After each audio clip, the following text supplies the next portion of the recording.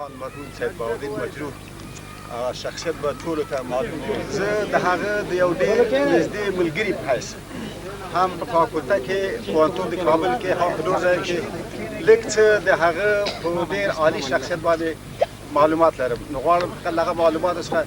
د هغه د شخصیت په باب تاسو ته یو څه ووایم. تقریبا 58 کاله دمخه په کونړ کې د محترم سید شمس الدین مجروح صاحب په کورنۍ کې زیږېدلی و. تحصیلات ابتدایي وروسته چې په کونړ کې وکړل، ثانوي لیسې په کابل کې د استقلال لیسه کې وکړل، او له هغه ځای څخه د ماستري او لیسانس شهادتنامه راوړه،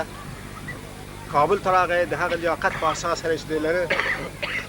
او په هغه وخت کې چې ګویا دغسې ښو عناصرو ته موقع زیاته وه، په اداري کارو باندې دی مقرر شو، په جمله کې والي کاپیسا شو، او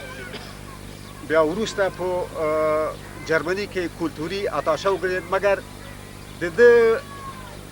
د ده شوق او مینه چون له علم سره زیاته وه، دغه اداري حکومتي کارونه چې یقین دی حتی د وزارت وزارت ته مدرس میرسېدل دا یې پرېښول، او غوښتل یې چې انسان ته د علم له لارې خدمت وکړي. همدغه و چې وروسته له یو مختصر سفر نه چې همدغه کلتوري اداره کې چې رئیس و، خپله ډاکټري شهادتنامه هم واخیستله، او په دې ډول سره په پښتو کې وارد خپله ژبه یې، په فارسي کې وارد، په تمام معنی وارد، په جرمني کې ښه وارد، په فرانسوي خو یې بالکل لکه خپله ژبه، او انګلیسي یې هم زده، او په عربي کې هم وارد. دی بېرته افغانستان ته راغی. دلته چې راغی نه فقط دا خپل اداري کارونه چې هر څه ورته میسر کېدل دا یې پرېښول، فقط ځان یې دغه خپل شخصیت یې د دې لپاره وقف کړی چې د علم په ساحه کې د انسان لپاره په افغانستان کې او بلکې په ټوله دنیا کې د خدمت وکړي. د ده شق فلسفه وه، چون ده په غرب کې د فلسفې په ساحه کې مخصوصا د هیګل په فلسفه کې داسې عمیق وارد شو. په دې باندې هم اکتفا ونه کړه، د مقایسې په ډول سره دا د اسلامي فلسفه په دې کې هم بالکل ذات قطعي ډول سره وارد کړو. حتی یوازې دا نه و، دا په د کلاسیکو لرغونو ادبیات د پښتو او د فارسي کې دی هم ځان داسې غوټه کړ، او دا ټول آثار یې ولوستو.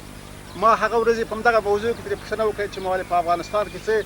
چې ممکن ده په شرق کې هم دغسې کم کسان پیدا شي چې هم فلسفه چې یو ډېر لوی عمیق دریاب دی، په هلته په غرب کې وارد دي او په شرق کې هم وارد دي، او ته څنګه داسې وایي؟ زه داسې و چې فقط دغه خپل کور کې دغه زمونږ فامیل کې چې یقینا د مجروح لوی مجروح صاحب د برکته و دغه کتابونه هم د په فلسفې ساحه کې د شرقي او هم د ادبیاتو په ساحه کې موجود و، همغسې مې لوستي دي، او بنابراً ما ته اوس نسبتاً هغه میسره ده چې ګویا د شرق او د غرب فلسفه کې دا دواړه سره مقایسه کړم او په دې باندې خدمت وکړم. ښه،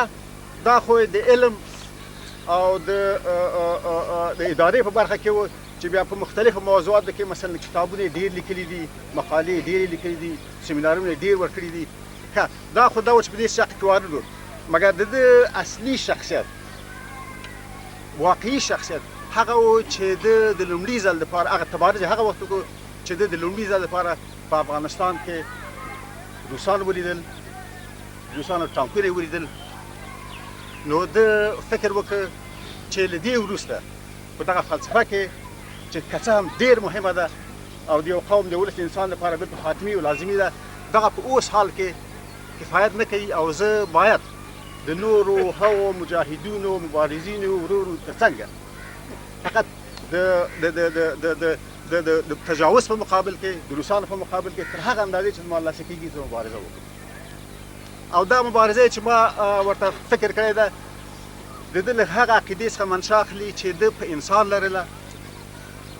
او په ازادي یې لرله. یا دی د انسان دپاره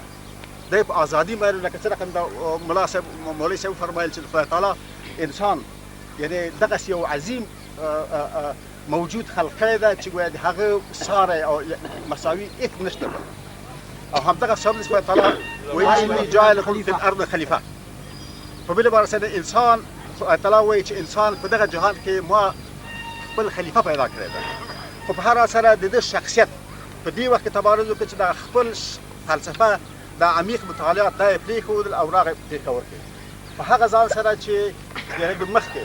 تکلیف هم لیدلی و ښه هم واقعا مجروح و په واقعي ډول سره مجروح دلته راغی او دغه مبارزه یې شروع کړه دا کیسې چې د ماته کړي دي په اولو مراحلو کې یعنې هغه سختۍ چې په ده تېرې شوي دي هغه مصیبتونه چې تېرې شوي دي هغه قطعا یې پروا ونه کړه فقط د دې جهاد په لاره کې منهمک شو فقط د دې دپاره چې د انسان دپاره د افغان دپاره په وطن کې ازادي میسره وي او د افغان ولس دپاره په مقابل د دغه مطلق او ظالم او وحشي قوت که څه هم ابر قدرت دی د دې په مقابل کې فقط هغه قوتونه په فکري سویه د روښانفکري سویه د علمي سویه تجهیز کې ترتیب کې او هغه په مقابل کې مقابله وکړي د ده د شخصیت ستر خصوصیت په دې کې دی چې دی داسې نه شو چې ګویا یو تنظیم ته لاړ شي اما همغه هغه سره چې باید په ځان باندې نهایت اعتقاد نهایت یقین لرل او فقط یک ځانګړي ډول سره هغسې ترتیب سره دغه مقدس جهاد سره برخه واخیستله چې دلته یې کتابونه ولیکل مقالې یې ولیکلې مرکې یې وکړلې او په دغه دوه درې کاله را په دې خوا کې دغسې یو مرکز د فعال کړ چې د هغه سره دغه د افغانستان د ممکن ډېرو خلکو ته معلوم نه وي د ده فقدان په فزیکي لحاظ سره دغه جهاد ته یعنې دومره لویه صدمه ده چې دغه اړخ کې څه چې ده کړي دي او څه دغه موضوع د افغانستان د جهاد دغه د مقاومت د روس غوندې یو قوي قدرت په مقابل کې ده کولی ده ګمان کوم چې یو نفر په یوه سویې سره په ځانګړي ډول سره به یعنې ما ته معلوم نه ده خدای دې ډېر کړي خو ما ته په هغه سویې سره چې دغسې یو بصیرت ولري او دغسې فعالیت ولري او دغسې فقط دغه خپل ځان ورته دې لپاره وقف کړی وي ما ته معلوم نه ده او د ده په ځای فکر کوم چې یعنې اوس تش دی او خدای دې زر ډکي او یقین دی هغه کسانو چې دی ترور کړی دی دی له منځه وړی ده هغوی به شاید په دې فکر وي چې ګویا د ده له منځه وړلو سره دغه فکر به له منځه یوسي نه فکر په فکر سره مفکوره په مفکوره سره بې تاثیره کېدلی شي خنثی کېدلی شي له منځه تللی شي مګر په وزیرو سره نه کېږي مجروح چې څه شیان د انسان دپاره کول د هغې ولۍ ریښې خپله په جامع د افغانستان کې په انسانانو کې دي هغه فقط د مطلقیت د توتالیتریانیست سیستم دپاره او د ظلم په مقابل کې فقط دغه جهاد په ځانګړي ډول سره شروع کړی و او په دې لار کې دومره موفق و چې یعنې ما ته معلومه ده چې په دنیا کې د دې انعکاس نهایت زیات و نو خبره چې لنډه کړو مجروح صاحب په حیث د یو نویسنده په حیث د یو شاعر په حیث د یو فیلسوف او په حیث د یو مبارز افغان مسلمان سره دومره کارونه کړي خدمتونه کړي د افغانستان ته چې واقعا دی په دې څه ارزي او زه یقین لرم په هغه ډول سره چې له پیړیو کلونو وروسته سید جمال الدین افغان چې همدغه کونړ و یعنې دی مبارزې وکړلې په عالم د اسلام کې نوم وویسته قدر پیدا کړ یو ورځ ګویا د ده مقبره له هغه ځای څخه بېرته وطن ته نقله شوله په همغه سویې سره سید بهاءالدین مجروح په همغه سویې بلکې د زمان د اوسنیو شرایطو په مقابل کې د ډېر عظیم خطر په مقابل کې ځان سپر کړی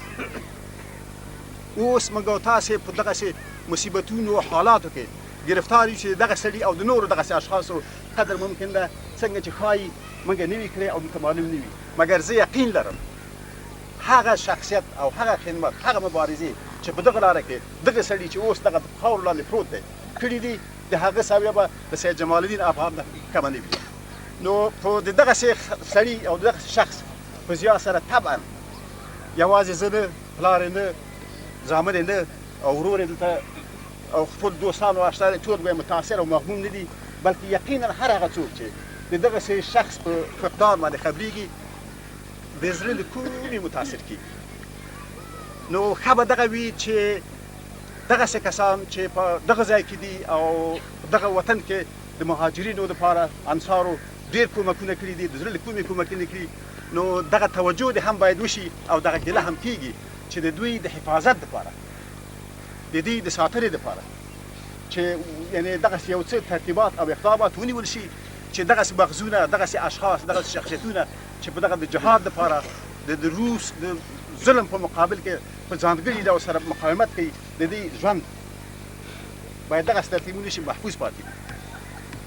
نو زه نور څه نه وایم خدای دې د غرب رحمت کړي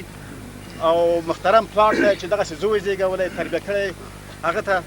دې تسلیت ورکوم فامیل ته زامنو ته ورونو ته تسلیت ورکوم انا لله و انا الیه راجعون